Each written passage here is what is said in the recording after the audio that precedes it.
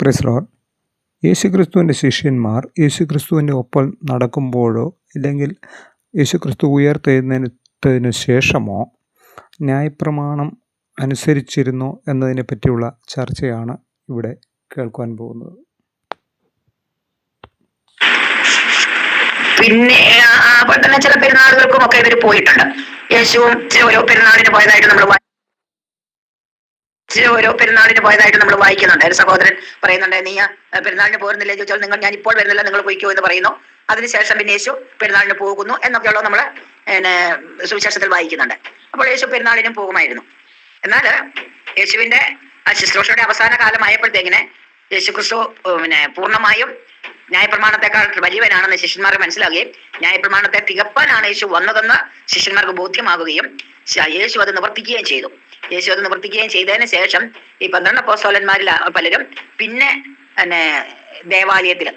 യെരുശലേം ദേവാലയത്തിൽ പോയി അങ്ങനെയുള്ള ശുശ്രൂഷകളിൽ, അതായത് പാപപരിഹാര ബലിയോ അല്ലെന്നില്ല ശാപതനുഷ്ഠിക്കാൻ പോവോ ഒന്നും ചെയ്തതായിട്ട് നമ്മൾ കാണുന്നില്ല.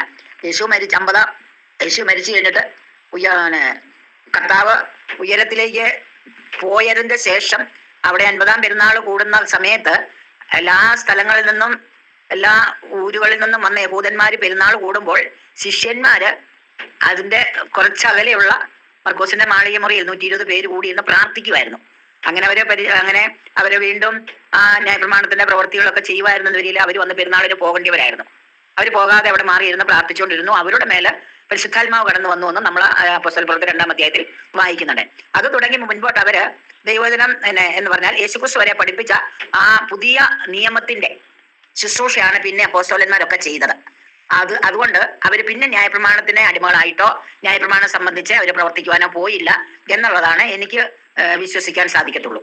അവര് മാനസാന്തര പ്രസംഗം അല്ല പരിശുദ്ധാത്മാവൂടെ അവർക്ക് ലഭിച്ചതിന് ശേഷം യേശുക്രിസ്തു കടന്നു വന്നത് പാപപരിഹാരത്തിനായി തന്റെ ജീവനെ അർപ്പിക്കാനാണെന്നും ആ രക്തം മൂലം നമുക്ക് പ്രായശ്ചിത്തം വന്നെന്നും നമ്മൾ പാപത്തിൽ നിന്ന് വിടുതൽ പ്രാപിച്ചു ഇനി നമ്മൾ വിശ്വാസം മൂലം കൃപയാൽ രക്ഷിക്കപ്പെടുകയാണെന്നും അതുകൊണ്ട് ഇനി മോശ മുഖാന്തരമുള്ള നിയമങ്ങൾ നമുക്ക് ആവശ്യമില്ലെന്നും നമ്മൾ രക്ഷിക്കപ്പെട്ട് കർത്താവിൽ വിശ്വസിച്ച് കൃപയിൽ നിലനിൽക്കണമെന്നും അപ്പോൾ തന്നെ രോഗസൗഖ്യങ്ങളും ഒക്കെ അവർ പ്രസംഗിച്ച് അനേകരെ യേശുക്രിസ്തുവിലേക്ക് തിരിക്കുന്നതായിട്ടാണ് നമുക്ക് മനസ്സിലാക്കാൻ സാധിക്കുന്നത്. അതുകൊണ്ട് തന്നെ യേശുക്രിസ്തുവിന്റെ മരണ പുനരുത്ഥാനത്തിന് ശേഷം ശിഷ്യന്മാര് ഈ ന്യായപ്രമാണം അനുസരിച്ചിട്ടില്ല എന്നുള്ളതാണ് ഞാൻ മനസ്സിലാക്കുന്നത്.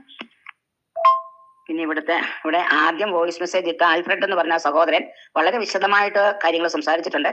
അദ്ദേഹം പറയുന്നത് അപ്പോസ്തലന്മാരുടെ ആദ്യ സമയങ്ങളിൽ അവര് ന്യായപ്രമാണത്തിന്റെ ചില പ്രവൃത്തികളിലും കൂടെ അവർ പോയിരുന്നു. എന്നാൽ അവര് പ്രസംഗിച്ചത് ന്യായപ്രമാണം ഇനി വേണ്ട എന്നുള്ളതാണ് അവർ പ്രസംഗിച്ചതെന്ന് അത് വിശദമായിട്ട് വചനങ്ങൾ വെച്ച് അദ്ദേഹം പറയുന്നുണ്ട്.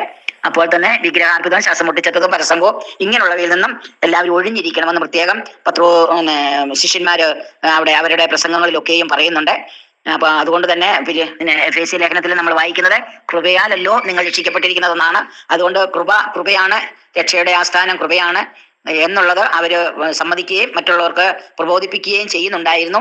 ആയതുകൊണ്ട് തന്നെ ശിഷ്യന്മാര് മുഴുവനായിട്ട് ന്യായപ്രമാണത്തിന്റെ കീഴിൽ നിന്ന് മാറി കൃപയിലേക്ക് മാറി അവരെ ചിന്തിക്കുകയും പഠിപ്പിക്കുകയും ഉപദേശിക്കുകയും ചെയ്തു പോകുന്നു എന്നുള്ളതാണ് നമുക്ക് മനസ്സിലാക്കാവുന്നത്.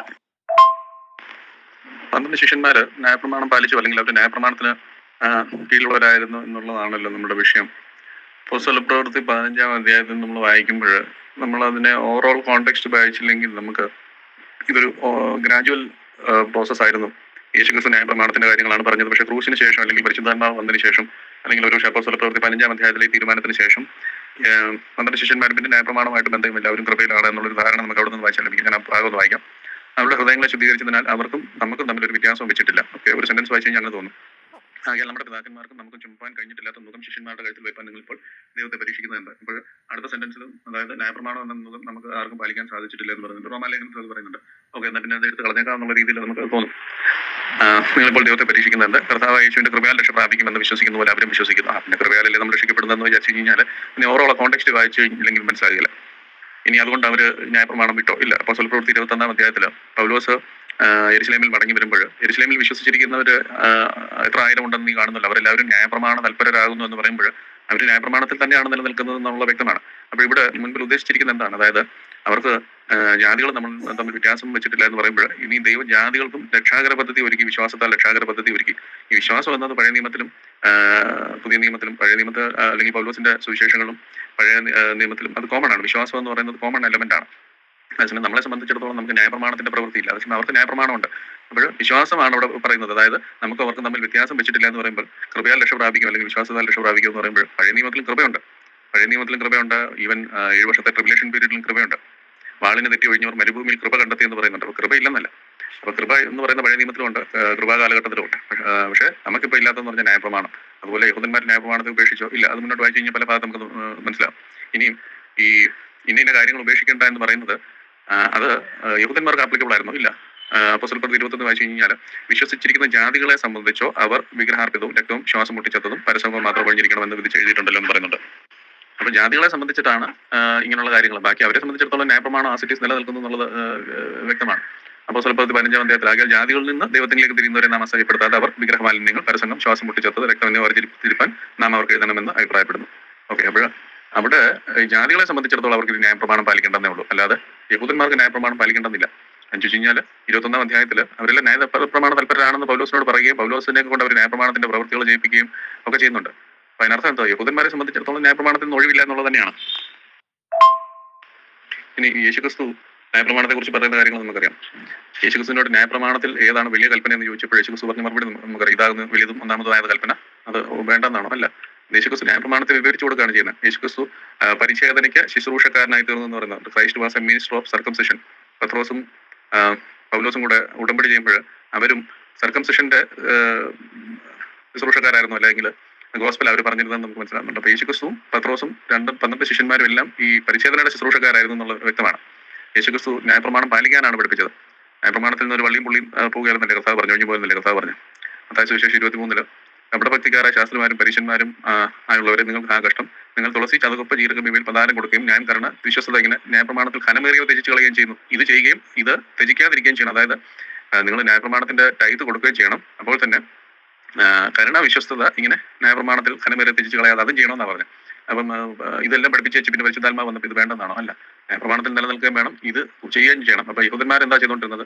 അവർ ബാഹ്യമായിട്ടുള്ള കാര്യങ്ങളെല്ലാം ചെയ്യും. അതായത് പരിച്ഛേദന, ശനിയാഴ്ച, ശബത്ത്, അതുപോലെ തന്നെ ടൈത്ത് കൊടുക്കും, ഇങ്ങനെയുള്ള കാര്യങ്ങൾ ചെയ്യും. പക്ഷെ അതിന്റെ സെൻസ് അവർ മനസ്സിലാക്കുന്നില്ല. അതുകൊണ്ടാണ് നമ്മളെ കൊണ്ട് ചുമപ്പാൻ കഴിയാത്ത മുഖമെന്ന് അവർ പറയുന്നത്. അല്ലാതെ അത് മുഖം വേണ്ടാന്നല്ല. യേശുക്രിസ്തു പറഞ്ഞു സകലം നിവൃത്തിയാവുള്ളൂ, ന്യായപ്രമാണത്തിൽ നിന്ന് ഒരു വള്ളിയെങ്കിലും പുള്ളിയെങ്കിലും ഒരു നാൾ കഴിഞ്ഞു പോകില്ല. ന്യായപ്രമാണം എന്ന് പറയുന്നത് നിത്യ നിയമമാണ്.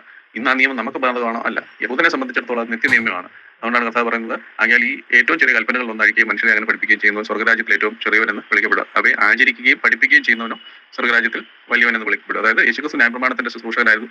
ന്യായപ്രമാണത്തെയാണ് യേശുക്രിസ്തു വിശദീകരിക്കുന്നത്. ഓക്കെ, അപ്പൊ അത് ചെയ്യണം. ആകയാൽ എന്റെ വചനങ്ങളെ കേട്ട് ചെയ്യുന്നവനൊക്കെയും പാറമേൽ വീട് പടുത്ത ബുദ്ധിയുള്ള മനുഷ്യരോട് തുല്യമാണ്. അതായത് യേശുക്രിസ്തു പറഞ്ഞ കൽപ്പനകൾ പാലിക്കണം യഹൂദന്മാരെ സംബന്ധിച്ചിടത്തോളം.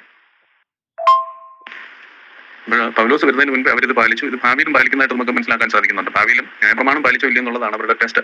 നമുക്കറിയാം റാപ്ചറിന് ശേഷം വീണ്ടും 7 വർഷത്തെ യാക്കോബിന്റെ കഷ്ടകാലമുണ്ട്. അത് യഹൂദനാണെന്നുള്ളത് നമുക്കറിയാം. ദാനിയേൽ പ്രവചനത്തിൽ നിന്റെ ജനത്തിനും വിശുദ്ധ നഗരത്തിനും 70 ആഴ്ചവട്ടം നിയമിച്ചിരിക്കുന്നതാണല്ലോ. അപ്പോൾ നിന്റെ ജനം അല്ലെങ്കിൽ ദാനിയേലിന്റെ ജനത്തിനും യെരുശലേമിനുമാണ് ഈ ആഴ്ചവട്ടം. അത് സർവ്വഭൂതലത്തിലും വരുവാൻ പോകുന്ന പരീക്ഷാകാലം എന്ന് വെളിപ്പാട് പുസ്തകത്തിൽ പറയുന്നുണ്ട്. അപ്പോൾ അവിടെ പറയുന്ന സർവ്വഭൂതലം എന്ന് പറയുന്നെങ്കിലും അത് യാക്കോബിന്റെ കഷ്ടകാലമാണ് എന്നുള്ളത് നമുക്ക് മനസ്സിലാക്കാൻ സാധിക്കും. ഓക്കെ, അപ്പോൾ അത് അതിനെക്കുറിച്ച് പഴയ നിയമത്തിൽ എന്താ പറയുന്നത്? മാലാഖി പ്രവചനത്തിൽ ചൂള പോലെ കത്തുന്ന ഒരു ദിവസം വരും, അപ്പോൾ അഹങ്കാരികളൊക്കെയും സകല ദുഷ്ടപ്രവർത്തിക്കാരും താളടിയാകും. വരുവാനുള്ള ആ ദിവസം, അതായത് യഹോവയുടെ വലുതും ഭയങ്കരമായ ദിവസം, പേരും കൊമ്പ് ശേഷിപ്പിക്കാതെ അവരെ ദഹിപ്പിച്ച് കളയുമെന്ന് സൈന്യങ്ങൾ യഹോവ അരുളിച്ചെയ്യുന്നു. ഞാൻ ഹോരേബിൽ വെച്ച് എല്ലാ ഇസ്രായേലിനും വേണ്ടി എന്റെ ദാസനായ മോശയോട് കൽപ്പിച്ചിരിക്കുന്ന ന്യായപ്രമാണം, ചട്ടങ്ങളും വിധികളും ഓർത്തുകൊള്ളുകയും യഹോവയുടെ വലുതും ഭയങ്കരമായ നാൾ വരുന്നതിന് മുമ്പ് ഞാൻ നിങ്ങൾക്ക് ഏലിയ പ്രവാചകനെ അയക്കും. അപ്പോൾ ഇവിടുത്തെ മെയിൻ ആയിട്ടുള്ള ടേക്ക് അവേ എന്താ? എല്ലാ ഇസ്രായേലിനും വേണ്ടി ദൈവം പറഞ്ഞിരിക്കുന്ന കൽപ്പനകളും വിധികളും ചട്ടങ്ങളും ഓർക്കണം. ഏത്? ഈ ട്രിബുലേഷൻ പീരീഡിൽ. അപ്പൊ ന്യായപ്രമാണം അന്നുകൊണ്ട് ഈ കൃപായുഗം തുടങ്ങുന്നതിന് മുൻപ് യഹൂദന്മാർ ന്യായപ്രമാണം പാലിച്ചു തന്നെയാണ്. ഇതേ കാര്യമാണ് പത്രോസ് അത് റീകൺഫേം ചെയ്ത് പറയുന്നത്. അതായത് വിശുദ്ധ പ്രവാചകന്മാർ മുൻ പറഞ്ഞ വചനങ്ങളും നിങ്ങളുടെ അപ്പോസ്തലന്മാർ മുഖാന്തരം കർത്താവ് രക്ഷിതാവായവൻ തന്ന കൽപ്പനകളും ഓർത്തുകൊള്ളണമെന്ന് ഈ ലേഖനം കണ്ടിട്ടാലും ഞാൻ നിങ്ങളെ ഓർമ്മപ്പെടുത്തി നിങ്ങളുടെ പരമാർത്ഥ മനസ്സ് ഉണർത്തുന്നു. ചിതറിപ്പാർക്കുന്നവർക്ക് എഴുതിയ പത്രോസ് എഴുതുമ്പോൾ പ്രവാചകന്മാർ പറഞ്ഞത് ഓർത്തോണം. അവിടുത്തെ എന്താ ട്രിബുലേഷൻ പീരീഡിൽ വിളക്ക് പോലെ സൂക്ഷിച്ചോളണമെന്നാണ് പറയുന്നത്. അപ്പോൾ ന്യായപ്രമാണം വിട്ടൊരു കളി അവർക്കില്ല. ഈ 7 വർഷത്തെ മഹോപദ്രവത്തില് ശബത്തുണ്ടോ? ഉണ്ട്. നമുക്കറിയാം ശബത്തിലോ നിങ്ങളുടെ ഓടിപ്പോ ശീതകാലത്തോ ശബത്തിലോ സംഭവിക്കാതിരിക്കാൻ പ്രാർത്ഥിക്കാൻ ഭർത്താവ് എന്തുകൊണ്ട് പഠിപ്പിച്ചു? അതിന് ചോദിച്ചു കഴിഞ്ഞാൽ അവർക്ക് ശബത്തുണ്ട്, നമുക്ക് ശബത്തുണ്ടോ? ഇല്ല. ഇനി യാക്കോബ് ലേഖനം എഴുതുമ്പോൾ അതിനകത്ത് ന്യായപ്രമാണത്തെ കുറിച്ച് എന്തോരം കാര്യങ്ങൾ എഴുതിയിരിക്കുന്നത് വായിക്കാം. സ്വാതന്ത്ര്യത്തിന്റെ ന്യായപ്രമാണത്താൽ വിധിക്കപ്പെടുവാനുള്ളവരെ പോലെ സംസാരിക്കുകയും പ്രവർത്തിക്കുകയും ചെയ്യും. 2:9-12. പിന്നെ 6:2 പറയുന്നു, രാജകീയ ന്യായപ്രമാണം നിങ്ങൾ നിവർത്തിക്കുന്നുവെങ്കിൽ നന്ന്. അതായത് അവരെ സംബന്ധിച്ചിടത്തോളം മറ്റ് ജാതികൾക്ക് ലഭിക്കാത്ത വലിയൊരു കൽപ്പനയാണ്. അതുകൊണ്ട് അവർക്ക് രാജകീയ ന്യായപ്രമാണമാണ്. കൃപയിലിരിക്കുന്നവരെ സംബന്ധിച്ചിടത്തോളം അങ്ങോട്ട് നോക്കുമ്പോൾ ഇത് പഴയ ഐഫോൺ പോലെ, നമ്മളെ സംബന്ധിച്ചിടത്തോളം iPhone 20 നമ്മുടെ ഇരിക്കുമ്പോൾ ഇതിപ്പോൾ 20 കൊല്ലം മുന്നത്തെ ഐഫോൺ പോലെ നമുക്ക് തോന്നുമെങ്കിലും അവരെ സംബന്ധിച്ചിടത്തോളം ജാതികളിൽ നിന്ന് അവർ വേർപെടുന്ന ന്യായപ്രമാണം. അതുകൊണ്ട് ഇത് രാജകീയ ന്യായപ്രമാണം എന്നാണ് അതിനെ വിളിച്ചിരിക്കുന്നത്. യാക്കോബിന്റെ ലേഖനം 2-ാം അധ്യായത്തില് മുഖപക്ഷം കാണിച്ചാലോ പാപം ചെയ്യുന്നു, നിങ്ങൾ ലംഘനക്കാർ എന്ന് ന്യായപ്രമാണത്താൽ തെളിയുന്നു. അപ്പോൾ ന്യായപ്രമാണം വെച്ചാണ് അവിടെ കാര്യങ്ങൾ പറയുന്നത്. ഇവിടുത്തെ ന്യായപ്രമാണം മുഴുവൻ അനുസരിച്ച് നടന്നിട്ട് ഒന്നും തെറ്റിയാൽ അവൻ സകലത്തിന് കുറ്റക്കാരനായിത്തീരുന്നു. വ്യഭിചാരം ചെയ്തതെന്ന് കൽപ്പിച്ചു, കൊല ചെയ്തതെന്ന് കൽപ്പിച്ചിരിക്കുന്നു. നീ വ്യഭിചാരം ചെയ്യുന്നില്ലെങ്കിൽ, കൊല ചെയ്യുന്നെങ്കിൽ ന്യായപ്രമാണം ലംഘിക്കുന്നവനായിത്തീരുന്നു. പൗലോസ് എന്താ പറയുന്നത്? നിങ്ങൾ ന്യായപ്രമാണത്തിന് കീഴിലിരിക്കുന്നവരെങ്കിൽ ശപിക്കപ്പെട്ടവർ എന്നാ പറയുന്നത്. യാക്കോബിന്റെ സ്വാതന്ത്ര്യത്തിന്റെ ന്യായപ്രമാണത്താൽ വിധിക്കപ്പെടുവാനുള്ളവരെ പോലെ സംസാരിക്കുകയും പ്രവർത്തിക്കുകയും ചെയ്യുമെന്ന് പറയുന്നുണ്ട്. അപ്പോൾ യാക്കോബിന്റെ ലേഖനം മുഴുവനും ന്യായപ്രമാണമാണ്. അവസാനിക്കുന്ന അധ്യായം 4 സഹോദരന്മാർ അന്യോന്യം ദുഷിക്കരുത്, തന്റെ സഹോദരനെ ദുഷിക്കുകയും വിധിക്കുകയും ചെയ്യുന്നവൻ ന്യായപ്രമാണത്തെ ദുഷിക്കുകയും ന്യായപ്രമാണത്തെ വിധിക്കുകയും ചെയ്യുന്നു. ന്യായപ്രമാണത്തെ വിധിക്കുന്നുവെങ്കിൽ നീ ന്യായപ്രമാണത്തെ അനുഷ്ഠിക്കുന്നവനല്ല, വിധിക്കുന്നവനല്ല. ഇപ്പം ന്യായപ്രമാണം അനുഷ്ഠിക്കേണ്ടതാണെന്നുള്ളതാണ് യാക്കോബിന്റെ ലേഖനം മുഴുവൻ നമുക്ക് കാണുന്നത്. അതുപോലെ തന്നെ നമുക്കറിയാം, ഈ ശിഷ്യന്മാര് അവര് ദേവാലയത്തിലാണ് പ്രാർത്ഥിക്കാൻ പോയിരുന്നത് എന്നുള്ളത് നമുക്കറിയാം. പിന്നീട് ദേവാലയം ഇല്ലാതായി. അത് നമുക്കൊരു അപാദത്തിന് വേണ്ടി അത് പറയാം. പക്ഷേ ഈ യഹൂദന്മാരെ സംബന്ധിച്ചിടത്തോളം അവർക്ക് ന്യായപ്രമാണത്തിന്റെ കൽപ്പന അനുസരിച്ചുള്ള പ്രാർത്ഥനകളാണ്. സങ്കീർത്തനത്തിനകത്തൊക്കെ അവർ 3 നേരം പ്രാർത്ഥിക്കുന്നു. അപ്പോസ്തല പ്രവൃത്തി 10-ാം അധ്യായത്തില് പത്രോസ് 6 മണി നേരത്താണ് പ്രാർത്ഥിക്കുന്നത്. അപ്പോസ്തല പ്രവൃത്തി 3-ാം അധ്യായത്തില് പത്രോസും യോഹന്നാനും 9 മണി നേരം പ്രാർത്ഥനാ സമയത്ത് ദേവാലയത്തിൽ ചെല്ലുന്നത് നമ്മൾ കാണുന്നുണ്ട്. അപ്പോൾ ദേവാലയമുണ്ട്, അവർക്ക് ആ യാമപ്രാർത്ഥനയുണ്ട്, അതെല്ലാം അവർ പാലിച്ചു വന്നവരാണ്.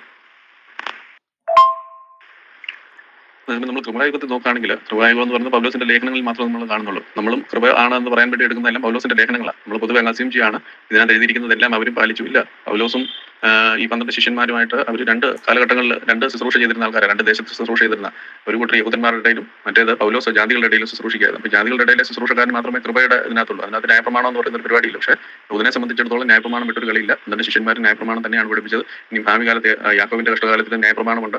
അതിനുശേഷം 1000 ആണ്ടിലും ന്യായപ്രമാണമുണ്ട്. യെരൂശലേമിൽ ഭരിക്കുമ്പോൾ അവിടെ ന്യായപ്രമാണത്തിന്റെ ഇതനുസരിച്ചാണ് യാഗങ്ങളും അതുപോലെ രാജകീയ പുരോഹിത വർഗമായിട്ട് യഹൂദന്മാരെ വാഴിക്കുന്നതൊക്കെ നമ്മൾ കാണുന്നുണ്ട്. ദൈവം അനുഗ്രഹിക്കട്ടെ.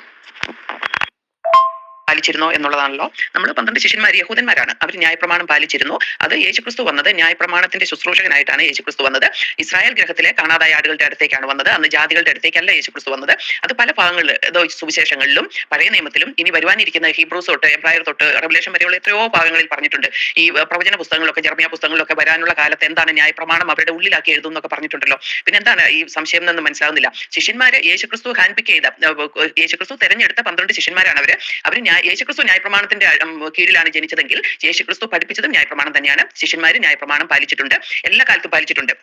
ശരിക്കും ന്യായപ്രമാണം എന്താണെന്ന് നമുക്ക് ആദ്യം അറിഞ്ഞിരിക്കണം. ദൈവം സകല ജാതികളിൽ നിന്നും തനിക്ക് വേണ്ടി വേർതിരിച്ചിരിക്കുന്ന ഇസ്രായേൽ ജനത്തിന് ജീവിക്കാൻ ആവശ്യമായിട്ടുള്ള സകല നിയമസംഹിതയാണ് ന്യായപ്രമാണം. അത് നമ്മൾ കാണുന്നത് ഒത്തിരി സ്ഥലങ്ങളിൽ കാണുന്നുണ്ട്. ഒരു വാക്യം ഞാൻ വായിക്കാം. ആവർത്തന പുസ്തകം 32:46 ഇങ്ങനെ പറയുന്നു, 45 തൊട്ട്. മോശ ഈ സകല വചനങ്ങളും എല്ലാ ഇസ്രായേലിനോടും സംസാരിച്ച് തീർന്നപ്പോൾ അവൻ അവരോട് പറഞ്ഞത്, ഈ ന്യായപ്രമാണത്തിലെ വചനങ്ങൾ ഒക്കെയും പ്രമാണിച്ച് നടക്കേണ്ടതിന് നിങ്ങൾ നിങ്ങളുടെ മക്കളോട് കൽപ്പിക്കാൻ തക്കവണ്ണം ഞാൻ ഇന്ന് നിങ്ങൾക്ക് സാക്ഷീകരിക്കുന്ന സകല വചനങ്ങളും മനസ്സിൽ വെച്ചുകൊള്ളുവിൻ. ഇത് നിങ്ങൾക്ക് വ്യർത്ഥ കാര്യമല്ല, നിങ്ങളുടെ ജീവൻ തന്നെയാകുന്നു. നിങ്ങൾ കൈവശമാക്കേണ്ടതിന് യോർദാൻ കടന്നു ചെല്ലുന്ന ദേശത്ത് നിങ്ങൾക്ക് ഇതിനാൽ ദീർഘായുസ് ഉണ്ടാകും എന്ന് പറയുന്നു. പിന്നെ ആവർത്തന പുസ്തകം തന്നെ 33:4 യാക്കോബിന്റെ സഭയ്ക്ക് അവകാശമായി മോശ നമുക്ക് ന്യായപ്രമാണം കൽപ്പിച്ചു തന്നു എന്ന് പറയുന്നു. ന്യായപ്രമാണം എല്ലാ കാലത്തും ഇസ്രായേൽ എന്നൊരു ജാതി ഉണ്ടായിരിക്കുന്നിടത്തോളം കാലം ന്യായപ്രമാണം ഉണ്ടായിരിക്കും. അത് വായിക്കണമെങ്കിൽ ജെറമ്യായുടെ പുസ്തകത്തിൽ എനിക്ക് തോന്നുന്നത് അത് വചനം പെട്ടെന്ന് കിട്ടുവാണ്, ഞാൻ വായിച്ചേൽപ്പിക്കാം. പകലും രാത്രിയും ഇല്ലാതായെങ്കിൽ മാത്രമേ ഈ വ്യവസ്ഥയ്ക്ക് മാറ്റം വരൂ എന്ന് ദൈവം സത്യം ചെയ്ത് പറയുന്നുണ്ട്. ഈ ന്യായപ്രമാണം മാറിപ്പോകുള്ളൂ എന്ന്. പിന്നെ എങ്ങനെയാണ് ന്യായപ്രമാണം ഇല്ല എന്ന് പറയുന്നത്? യേശുക്രിസ്തു ന്യായപ്രമാണത്തിന്റെ കീഴിൽ ജനിച്ചു. യേശുക്രിസ്തു തെരഞ്ഞെടുത്ത ശിഷ്യന്മാർ എല്ലാ കാലത്തും ന്യായപ്രമാണമാണ് പാലിച്ചിരുന്നത്. ക്രിസ്തു ആദ്യമായിട്ട് പറഞ്ഞ നമ്മുടെ ഗിരിപ്രഭാഷണം ഉണ്ടല്ലോ, മലയിലെ പ്രസംഗം, അതിനകത്ത് നിങ്ങളൊന്ന് നോക്കുക. മത്തായി 5:6-7 മലയിലെ പ്രസംഗമാണ്. അതിനകത്ത് 5:17 മത്തായി സുവിശേഷം 5:17 ഇങ്ങനെ പറയുന്നു, ഞാൻ ന്യായപ്രമാണത്തെയോ പ്രവാചകന്മാരെയോ നീക്കേണ്ടതിന് വന്നു എന്ന് നിരൂപിക്കരുത്, നീക്കുവാനല്ല നിവർത്തിപ്പാൻ അത്രേ ഞാൻ വന്നത്. സത്യമായിട്ട് ഞാൻ നിങ്ങളോട് പറയുന്നു, ആകാശവും ഭൂമിയും ഒഴിഞ്ഞു പോകും വരെ സകലവും നിവർത്തിയാകുവോളം ന്യായപ്രമാണത്തിൽ നിന്ന് ഒരു വള്ളിയെങ്കിലും പുള്ളിയെങ്കിലും ഒരു നാളും ഒഴിഞ്ഞു പോകില്ല. ഈ വാക്യം യേശുക്രിസ്തു ചുമ്മാ പറഞ്ഞാണോ? ആകാശവും ഭൂമി ഒഴിഞ്ഞു പോയോ? ഇല്ലല്ലോ, ഒരിക്കലും ന്യായപ്രമാണം പോകില്ല. കാരണം എന്ന് പറഞ്ഞാൽ ദൈവം അവർക്ക് കൽപ്പിച്ചു കൊടുത്ത നിയമമാണ്. അവർക്ക് ഭൂമി അവകാശമാക്കി, അന്ന് അവർ ഈ ഇപ്പോൾ കാണുന്ന ഇസ്രായേൽ അല്ല, അന്ന് ഭൂമി അവകാശമാക്കി അവർ അവർക്ക് കൊടുത്തിരിക്കുന്ന രാജ്യങ്ങളെല്ലാം അവകാശമാക്കി അവർ ജീവിക്കുമ്പോഴും അവർ ന്യായപ്രമാണം ചെയ്യുന്നതായിട്ട് നമ്മൾ പ്രവചന പുസ്തകങ്ങളൊക്കെ കാണുന്നുണ്ട്. അപ്പം അവർക്ക് എന്നും ന്യായപ്രമാണമുണ്ട്. ഈ ഇതിനകത്തൊരു വാക്യമുണ്ട്, പിന്നെ നമ്മുടെ റോമാലേഖനം 3-ന്റെ അകത്ത് യേശു ക്രിസ്തു ന്യായപ്രമാണത്തിന്റെ അവസാനമാകുന്നു. അതെല്ലാവരും വിചാരിച്ചു വെച്ചിരിക്കുന്നത് യേശു ക്രിസ്തുവിന്റെ കുരിശുമരണം കഴിഞ്ഞതോടുകൂടി ന്യായപ്രമാണം തീർന്നു പോയി എന്നാണ്. അതല്ല അതിന്റെ അർത്ഥം. യേശു ക്രിസ്തു ന്യായപ്രമാണം മുഴുവൻ നിവർത്തിച്ച ആളാണ്. ആ യേശു ക്രിസ്തുവിൽ ന്യായപ്രമാണം മുഴുവൻ നിവർത്തിക്കാൻ ഒരു മനുഷ്യനും പറ്റില്ല. മുഴുവൻ നിവർത്തിച്ച യേശു ക്രിസ്തുവിൽ അവർ വിശ്വസിക്കണം. യേശു ക്രിസ്തുവൻ ന്യായപ്രമാണം മുഴുവൻ നിവർത്തിച്ച യേശു ക്രിസ്തുവിനെ വിശ്വസിക്കണം. നിവൃത്തിയായത് യേശു ക്രിസ്തുവിലാണ് എന്നാണ് അതിന്റെ അർത്ഥം. അല്ലാതെ ഞാൻ കേട്ടിട്ടുണ്ട് ആൾക്കാർ പറയുന്നത് യേശു ന്യായപ്രമാണം മുഴുവൻ നിവർത്തിച്ചു എന്ന് പറയുന്നുണ്ടല്ലോ, ന്യായപ്രമാണത്തിന്റെ അവസാനമാണെന്ന് പറയുന്നുണ്ടല്ലോ, അപ്പൊ പിന്നെ ഇനി ന്യായപ്രമാണമില്ല. ആ വാക്കിന്റെ അർത്ഥം അങ്ങനെയല്ല. നിവർത്തിച്ച ആള് യേശു ക്രിസ്തു എന്നാണ് അതിന്റെ അർത്ഥം. അതിപ്പോ നമ്മള് ഇപ്പം മത്തായി സുവിശേഷം 5:17 അങ്ങനെ തന്നെയല്ലേ വായിച്ചത്? ന്യായപ്രമാണത്തെ നീക്കുവാനല്ല നിവർത്തിപ്പാൻ അത്രേ ഞാൻ വന്നത് എന്നല്ലേ വായിച്ചത്. അപ്പം അത് നീങ്ങിപ്പോയി എന്നല്ല അതിന്റെ അർത്ഥം. യേശു ക്രിസ്തു അത് നിവർത്തിച്ചു എന്ന് തന്നെയാണ് അതിന്റെ അർത്ഥം. എബ്രായർക്ക് എഴുതിയ ലേഖനത്തിന്റെ 1-ാം അധ്യായത്തിന്റെ 1-ഉം 2-ഉം വായിച്ചാൽ നമുക്കറിയാം, ദൈവം പണ്ട് ഭാഗമായും വിവിധമായിട്ടും പ്രവാചകന്മാർ മുഖാന്തരം പിതാക്കന്മാരോട് അരുളി ചെയ്തത് ഈ അന്ത്യകാലത്ത് പുത്രൻ മുഖാന്തരം നമ്മോട് അരുളി ചെയ്തിരിക്കുന്നു. അങ്ങനെ അതായത് ദൈവം ഒറ്റയടിക്ക് അബ്രഹാമിനെ വിളിച്ച് എല്ലാം കൊടുക്കുകയല്ല ചെയ്തത്. അബ്രഹാമിനെ വിളിച്ചു, അത് കഴിഞ്ഞ് മോശയെ വിളിച്ചു, അത് കഴിഞ്ഞ് ദാവീദിനെ വിളിച്ചു, അത് കഴിഞ്ഞ് യേശു ക്രിസ്തുവിനെ ഭൂമിയിലേക്ക് അയച്ചു, അത് കഴിഞ്ഞ് പരിശുദ്ധാത്മാവിനെ അയച്ചു. ഭാഗമായിട്ടാണ് ഇതൊക്കെ വെളിപ്പെടുത്തി കൊടുത്തത്. ഈ അപ്പസ്തോല പ്രവർത്തികൾ 2-ാം അധ്യായത്തിൽ പത്രോസ് എഴുന്നേറ്റ് എന്ന് പറയുന്നുണ്ട്, നിങ്ങൾ യേശുക്രിസ്തുവിനെ നമ്മുടെ മിശിഹായെ കൊന്നുകളഞ്ഞു, നിങ്ങൾ അതിന്റെ പാപമോചനത്തിനായി നിങ്ങൾ മാനസാന്തരപ്പെട്ട് യേശുക്രിസ്തുവിന്റെ നാമത്തിൽ സ്നാനം വെക്കുക, അപ്പോൾ പരിശുദ്ധാത്മാവിനെ ലഭിക്കുമെന്ന് പറയുന്നുണ്ട്. ആ പത്രോസ് ലേഖനം എഴുതുമ്പോൾ എന്താ പറയുന്നതെന്ന് നിങ്ങൾ ശ്രദ്ധിക്കണം. കാരണം അന്ന് പത്രോസിന് ഈ ഹീബ്രൂസ് ഒക്കെ എഴുതി കഴിഞ്ഞപ്പോൾ പത്രോസിന് മനസ്സിലായി യേശു ക്രിസ്തുവിന്റെ രക്തത്താലാണ് അവരുടെ പാപങ്ങൾ മോചിച്ച് കളയുന്നതെന്ന് മനസ്സിലായി. അപ്പൊ പത്രോസ് ഈ സ്നാനത്തെക്കുറിച്ച് പറയുന്നത്, ജലസ്നാനത്തെക്കുറിച്ച് പറയുന്നത്, പത്രോസ് പറയുന്നത് അന്നും സ്നാനം വേണം ഇവർക്ക്. പത്രോസ് പറയുന്നത് നിങ്ങളുടെ മാലിന്യം നീക്കി കളയാനല്ല, ശുദ്ധ മനസാക്ഷിക്ക് വേണ്ടി സ്നാനം എടുക്കാനെന്ന് പറയുന്നുണ്ട്. അപ്പൊ ഈ കാലഘട്ടം മാറി നിങ്ങൾ നോക്കണം. ഓരോ കാലഘട്ടത്തിലും ദൈവം പടിപടിയായിട്ട് വെളിപ്പെടുത്തുവാണ്. അന്ന് പത്രോസിന് വെളിപ്പെടുത്തി കൊടുത്തത് യേശുക്രിസ്തുവിനെ കൊലപാതകം ചെയ്തു, അതിന്റെ പാപമോചനത്തിനായിട്ട് നിങ്ങൾ മാനസാന്തരപ്പെട്ട് ജലസ്നാനം ഏറ്റെടുക്കുക, പരിശുദ്ധാത്മാവിനെ ലഭിക്കുമെന്ന് പറഞ്ഞ പത്രോസിന്, അത് കഴിഞ്ഞ് ലേഖനം എഴുതുമ്പോൾ പത്രോസിന് മനസ്സിലായി ഇനി ജലസ്നാനം അഴുക്ക് കളയാനല്ല, അത് ശുദ്ധ മനസാക്ഷിക്ക്, അതായത് എക്സ്പ്രഷൻ ഓഫ് ദ ഫെയ്ത്തിന് വേണ്ടിയിട്ടാണ് ഇനി എടുക്കേണ്ടത്. അതുപോലെയാണ് വിവിധ കാലഘട്ടങ്ങളിൽ ദൈവം ഓരോ കാലഘട്ടങ്ങളിലും മനുഷ്യന് ആവശ്യമായ കാര്യങ്ങൾ പറഞ്ഞു കൊടുത്ത് വെളിപ്പെടുത്തി തന്നിരിക്കുകയാണ്. അതാണ് നമ്മൾ മനസ്സിലാക്കേണ്ടത്. അല്ലാതെ ഇതും ഇനി ജെറമ്യായുടെ 32-34 ഒക്കെ നിങ്ങളൊന്ന് വായിച്ചു നോക്കണം. ന്യായപ്രമാണം അവരുടെ ഉള്ളിലാക്കി ഇസ്രായേൽ ഗ്രഹത്തോടും യാക്കോബ് ഗ്രഹത്തോടും ഞാൻ പുതിയൊരു നിയമം ചെയ്യുന്ന കാലം വരുന്നു എന്ന് പറഞ്ഞിട്ടാണ് പറയുന്നത്. അത് ന്യായപ്രമാണം അവരുടെ ഉള്ളിലാക്കും എന്നാണ് പറഞ്ഞേക്കുന്നത്. അന്നും ന്യായപ്രമാണം ഉണ്ട്, പക്ഷേ ഇന്ന് എഴുതി കൊടുത്ത പോലെയല്ല, അന്ന് അവരുടെ ഉള്ളിൽ എഴുതും. ആരും പഠിപ്പിക്കേണ്ട കാര്യമില്ല, അത് അവർക്ക് മനസ്സിലാവും. അങ്ങനെ എന്നും ന്യായപ്രമാണമുണ്ട്. ഇസ്രായേൽ എന്നൊരു ജാതി ഭൂമി അവകാശമാക്കും, അവർക്ക് എന്നും ന്യായപ്രമാണമുണ്ട്. എന്നാൽ നമുക്ക് ഭൂമിയല്ല നമ്മൾ അവകാശമാക്കുന്നത്, നമ്മൾ സ്വർഗ്ഗത്തിലേക്ക് പോകുന്നവരാണ്. നമുക്ക് ഒരു ന്യായപ്രമാണവും ഇല്ല. ഈ ന്യായപ്രമാണം ഇല്ല എന്ന് പറയുന്നത് പൗലോസിന്റെ ലേഖനത്തിൽ മാത്രമേ നിങ്ങൾ കാണുകയുള്ളൂ. പത്രോസോ യാക്കോബോ യോഹന്നാനോ ഇവരാരും ന്യായപ്രമാണം ഇല്ല എന്നോ ന്യായപ്രമാണം ചെയ്യണ്ട എന്നോ പറഞ്ഞിട്ടില്ല, നമുക്ക് കാണാനും വായിക്കാൻ പറ്റില്ല. പൗലോസിന്റെ ലേഖനത്തിൽ നമുക്ക് ന്യായപ്രമാണമില്ല. കാരണം ജാതികൾ ന്യായപ്രമാണത്താലല്ല നീതീകരിക്കപ്പെടുന്നത്, യേശുക്രിസ്തുവിന്റെ രക്തത്താൽ, അതായത് യേശുക്രിസ്തു നമ്മൾക്ക് വേണ്ടി ചെയ്ത പ്രവൃത്തിയാലാണ് നമ്മൾ മരണം അടക്കം പുനരുത്ഥാനം ആ പ്രവൃത്തിയിൽ വിശ്വസിക്കുമ്പോൾ നമ്മൾ യേശുക്രിസ്തുവിനോട് അനുരൂപരാകും. അങ്ങനെയാണ് നമ്മൾ പിതാവായ ദൈവം അത് നമുക്ക് നീതിയായിട്ട് കണക്കിടുന്നത്. ഈ സത്യവചനത്തെ, അതും സത്യമാണ്, യഹൂദന്മാർക്ക് ദൈവം കൊടുത്തിരിക്കുന്നതും സത്യമാണ്, നമുക്ക് ദൈവം തന്നിരിക്കുന്നതും സത്യവചനമാണ്. ഈ രണ്ട് വചനത്തെയും വിഭജിച്ച് പഠിക്കാൻ ഒരു വാക്യമുണ്ട്, 2 തിമോത്തി 2:15. ആ വിഭജിച്ച് പഠിക്കാത്തടത്തോളം കാലം ഇങ്ങനത്തെ ഓരോ ഉപദേശങ്ങൾ കൊണ്ട് വരും. യേശുക്രിസ്തു വന്നു കഴിഞ്ഞു, അത് കഴിഞ്ഞ് ന്യായപ്രമാണമില്ല. അന്നേരം പിന്നെ പത്രോസ് പറയുന്നതിനും യാക്കോബ് പറയുന്നതിനും ഒക്കെ എങ്ങനെയാണ് നിങ്ങൾ വിശദീകരിക്കുന്നത്? അതുകൊണ്ട് വചനത്തെ വിഭാഗിച്ച് തന്നെ പഠിച്ചാലേ ഇതിന്റെ അർത്ഥം മനസ്സിലാകുകയുള്ളൂ. സമറിപ്പിൽ പറഞ്ഞാല് അതായത് എന്താ പറയാ, ലിറ്റിൽ ഫ്ലോക്സിനോട്, അതായത് ചെറിയ ആട്ടിൻകൂട്ടമേ രാജ്യം നിങ്ങൾക്ക് തരാൻ ദൈവം പ്രസാദിച്ചിരിക്കുന്നു എന്ന് പറഞ്ഞ ഈ ചെറിയ ആട്ടിൻകൂട്ടം 12 ശിഷ്യന്മാരും അതിൽ കുറച്ച് അത് അല്ലാത്ത ആൾക്ക് ചെറിയ ആട്ടിൻകൂട്ടം എന്ന് ദൈവം വിളിച്ചിരിക്കുന്ന, യേശുക്രിസ്തു വിളിച്ചിരിക്കുന്നവർക്ക് യേശുക്രിസ്തു മിശിഹ ആണെന്ന് മനസ്സിലായ കൂട്ടമാണ് അവര്. യേശുക്രിസ്തു ആ പടിപടിയായിട്ട് ദൈവം കൊടുത്തതിൽ യേശുക്രിസ്തു മിശിഹ ആയി എന്ന് മനസ്സിലായിട്ടുള്ള കൂട്ടത്ത് എപ്പോഴും അവർക്ക് ആ വിശ്വാസത്തോടു കൂടി അവർക്ക് ന്യായപ്രമാണത്തിന്റെ പ്രവൃത്തികളും വേണം, അവസാനം വരെ വേണം. നമുക്കാണ് പ്രവൃത്തികൾ ഇല്ലാത്തത്, അത് ദൈവം പടിപടിയായി വെളിപ്പെടുത്തിയിട്ടുള്ളതുമാണ്. ഇന്നത്തെ ചോദ്യത്തിന് ചില മറുപടി പറയണം എന്ന് എൻ്റെ മനസ്സിലും തോന്നി. കാരണം എന്താണെന്ന് വെച്ചാൽ ഈ ഗ്രൂപ്പിലുള്ളവരെല്ലാം ദൈവവചനം ആത്മാർത്ഥമായി പഠിക്കാൻ ആഗ്രഹിക്കുന്നവരാണ്. അപ്പം ദൈവവചനം ശരിയാണ്, ഇങ്ങനെയാണ് എന്ന് ബോധ്യം വന്നാൽ അത് പഠിക്കാം, അനുസരിക്കാം എന്ന് മനസ്സുള്ളവരോട് ദൈവവചനത്തിലെ ശരിയായിരിക്കുന്ന കാര്യങ്ങൾ പങ്കുവയ്ക്കുന്നത് നല്ലതാണെന്ന് എനിക്ക് തോന്നി. അപ്പോൾ നദീഷ് ബ്രദറും ലീല സണ്ണി സിസ്റ്ററും കുറേ കാര്യങ്ങൾ പഴയ നിയമം തൊട്ട് പുതിയ നിയമം വരെയുള്ള കുറേ കാര്യങ്ങൾ പറഞ്ഞു. ചോദ്യം ഇതാണല്ലോ, അപ്പോസ്തലന്മാർ ന്യായപ്രമാണം ആചരിച്ചിരുന്നു എന്നുള്ളതാണ് ചോദ്യം. വളരെ നല്ല ഉത്തരങ്ങൾ രണ്ടുപേരിൽ നിന്നും ലഭിച്ചിട്ടുണ്ട്. അതുകൊണ്ട് തന്നെ ഞാൻ ഒരുപാട് കാര്യങ്ങൾ പറയാൻ ആഗ്രഹിക്കുന്നില്ലെങ്കിലും ഒരൊറ്റ വേദഭാഗം ദൈവവചനം പഠിക്കാൻ താല്പര്യമുള്ളവർക്ക്, അത് അങ്ങനെ തന്നെ എന്ന് ബോധ്യം വരുന്നവർക്ക് വിശ്വസിക്കാനും അംഗീകരിക്കാനും വേണ്ടി മാത്രം ഒരൊറ്റ വേദഭാഗം നിങ്ങളെ ഒന്ന് പരിചയപ്പെടുത്തണം എന്ന് ഞാൻ ആഗ്രഹിക്കുന്നു. ക്ഷമയോടെ കേട്ടാലും ആ വേദഭാഗം കേൾക്കുമ്പോൾ നിങ്ങളൊന്ന് എടുത്ത് വായിച്ചാൽ നല്ലതായിരിക്കും എന്ന് ഞാൻ ആഗ്രഹിക്കുന്നു. 21-ാം അധ്യായത്തിന്റെ 17 മുതലുള്ള വേദഭാഗങ്ങളാണ് ഞാൻ വായിക്കാൻ ആഗ്രഹിക്കുന്നത്. ഇതിന്റെ സന്ദർഭമാണ് 17, 18, 19, 20 വാക്യങ്ങളുടെ എൻ്റെ സന്ദർഭമാണ്. ഈ സന്ദർഭം എന്ന് പറയുന്നത് 3-ാം മിഷണറി യാത്രയും കഴിഞ്ഞ് അവസാനമായി അറസ്റ്റ് വരിക്കപ്പെടാനായിട്ട് പൗലോസ് അപ്പോസ്തലൻ യെരുശലേമിലേക്ക് വന്നതായിരിക്കുന്ന രംഗമാണ്. അവിടെ വെച്ചാണ് അപ്പോസ്തലനായ പൗലോസിനെ അറസ്റ്റ് ചെയ്ത് പിന്നീട് കൈസരിയിലേക്കും റോമിലേക്കും എല്ലാം കൊണ്ടുപോകുന്നത്. ഇതിന്റെ കാലഘട്ടം എന്ന് പറയുന്നത് AD 58-60 കാലഘട്ടമാണ്. അപ്പോൾ മനസ്സിലാക്കണം, കർത്താവായ യേശുക്രിസ്തു മരിച്ച് ഉയർത്തെഴുന്നേറ്റ് പോയിട്ട്, കർത്താവ് മരിച്ച് ഉയർത്തെഴുന്നേറ്റ് പോയത് AD 32-33 ആകാം. അങ്ങനെയാണെങ്കിൽ ഈ 58-60 കാലഘട്ടം വന്നപ്പോൾ വർഷം എത്ര കഴിഞ്ഞു എന്നുള്ളത് നമ്മൾ ആദ്യം ഓർക്കണം.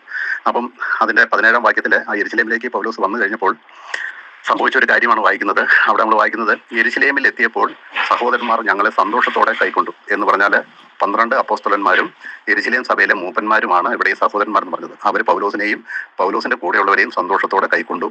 പിറ്റേന്ന് പൗലോസും ഞങ്ങളും യാക്കോബിന്റെ അടുക്കൽ പോയി. മൂപ്പന്മാരെല്ലാം അവിടെ വന്നുകൂടി. യാക്കോബ് എന്ന് പറയുന്ന ആളെ അറിയാമല്ലോ. യാക്കോബ് യെരുശലേം സഭയിലെ മെയിൻ ആളാണ്. അവിടെ യെരുശലേം സഭയിലെ മൂപ്പന്മാരും എല്ലാവരും അവിടെ വന്നുകൂടി എന്നാണ് നമ്മൾ വായിക്കുന്നത്. അവൻ അവരെ വന്ദനം ചെയ്തു. തന്റെ ശുശ്രൂഷയാൽ ദൈവം ജാതികളുടെ ഇടയിൽ ചെയ്യിച്ചത് ഓരോന്നായി വിവരിച്ച് പറഞ്ഞു. അവർ കേട്ടു, ദൈവത്തെ മഹത്വപ്പെടുത്തി. അപ്പം ഇത്രയും കാര്യങ്ങൾ പൗലോസ് തന്റെ ശുശ്രൂഷയുടെ വിവരണം യെരുശലേമിലെ സഭയിൽ എന്ന് പറയുമ്പോൾ സഭയിൽ ആയിരക്കണക്കിന് വിശ്വാസികളുണ്ട്. അവരെല്ലാവരും വന്നുകൂടിയിട്ടില്ല. അവിടെ വന്നുകൂടിയത് അപ്പോസ്തലന്മാരിൽ ചിലരും മൂപ്പന്മാരെല്ലാവരും അവിടുത്തെ ശുശ്രൂഷകരിൽ മുഖ്യനായിരിക്കുന്ന യാക്കോവുമാണ് അവിടെ വന്നുകൂടിയത്. അവരോട് പൗലോസ് ഈ കാര്യങ്ങൾ, തന്റെ ശുശ്രൂഷയുടെ കാര്യങ്ങളെല്ലാം പറഞ്ഞ് കേൾപ്പിച്ചു. അത് കേട്ട് യെരുശലേമിലെ സഭയിലെ മൂപ്പന്മാരും അപ്പോസ്തലന്മാരും ദൈവത്തെ മഹത്വപ്പെടുത്തി എന്നാണ് അതിന്റെ 19-ാം വാക്യം വരെ ഉള്ള സന്ദർഭം. അത് മനസ്സിലാക്കുക.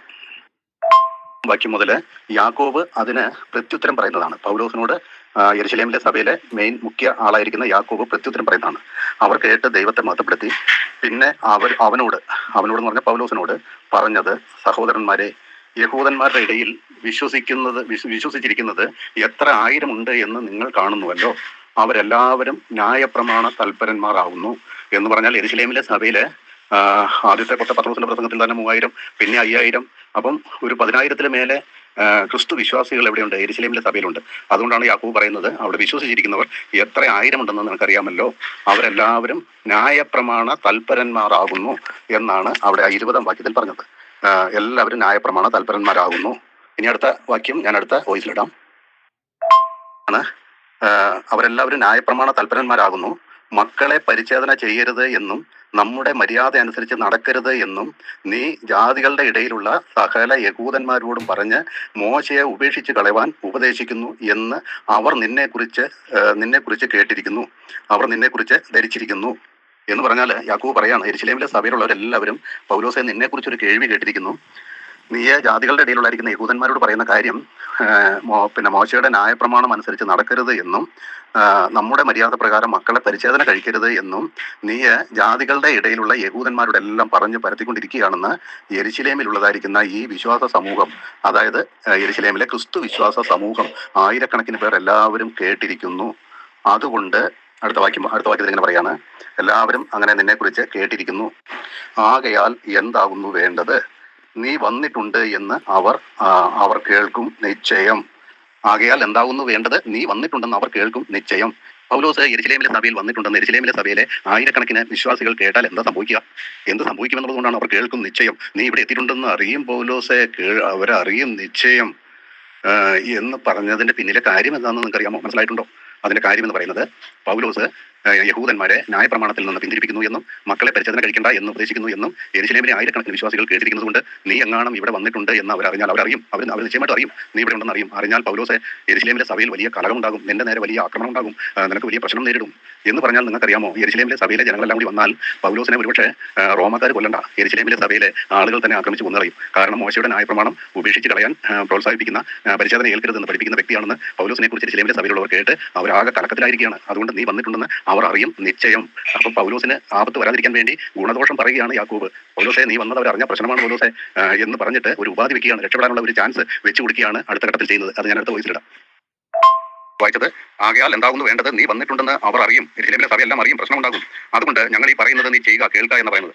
ഞങ്ങൾ നിന്നോട് ഈ പറയുന്നത് ചെയ്യുക. നേർച്ചയുള്ള 4 പുരുഷന്മാർ ഞങ്ങളുടെ ഇടയിലുണ്ട്.